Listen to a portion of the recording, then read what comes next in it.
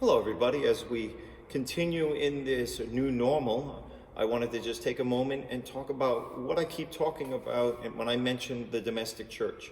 It's a very ancient, goes back thousands of years, image of the church, that each family is a mini church. You have the big church, which is one of what I'm in right now, but you also have each household, each apartment, each family is a small church, where every member of the house is part of that church. Now, you're all united to the big church, but especially right now, maybe it's a good thing to pray in your home like it is a church until the time that we can come back together and with great joy be part of the big church.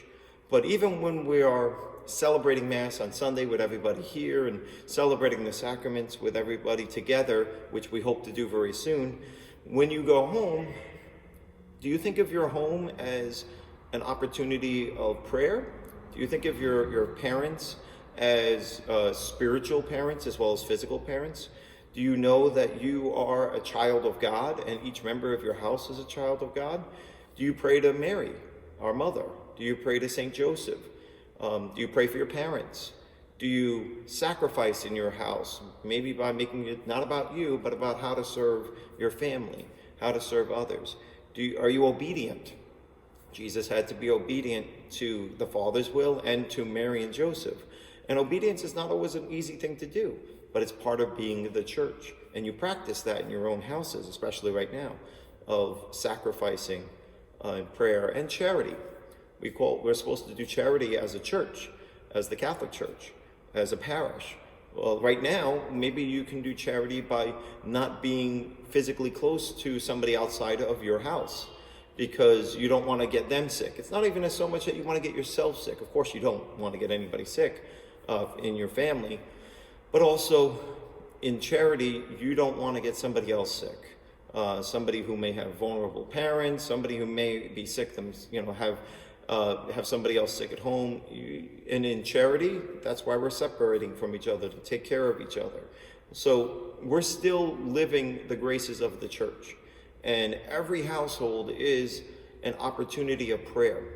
Do you make your house a place of prayer? Do you have a little prayer area? Do you pray in the morning? Do you pray before meals? Do you sit around and read the Bible? Or do you just do video games and yell at each other and drive everyone crazy? That's an important question. If your house is a house of prayer, just like when you come into the doors of the church, you should be blessed by your parents and you should bless them and you should be praying for them, just as you pray for me, I hope. When you're in church waiting for Mass, you're not super loud, you're giving people respect so that they can pray. So are there times in your house where you're just quiet and prayerful and praying the rosary and doing that as a family? Is there also fun times? There are times in your house where you can run around and play games and do things as a family. Now's the time to build up your house as a house of God, your image as a child of God, your place as a place where Mary and Joseph and the child Jesus is welcome. And if it's not, we have conversion. We have many things we can do. Just like right behind me, the stained glass window of the Holy Family in the church.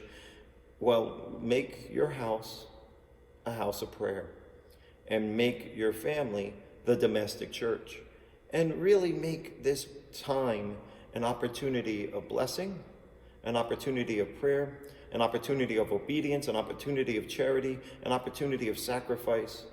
And then when we're able to come out of our houses, when we're able to join each other again, hopefully very soon, then we can celebrate not just your own small family, but all of our families together as not just a small domestic church, but the entire church of God, with churches, buildings packed again, and celebrating and going to classes and religious ed and being a community physically present. Remember, socially distant does not mean socially isolated, and family houses do not mean chaos. They mean an opportunity of prayer and blessing and peace. And may God bless you.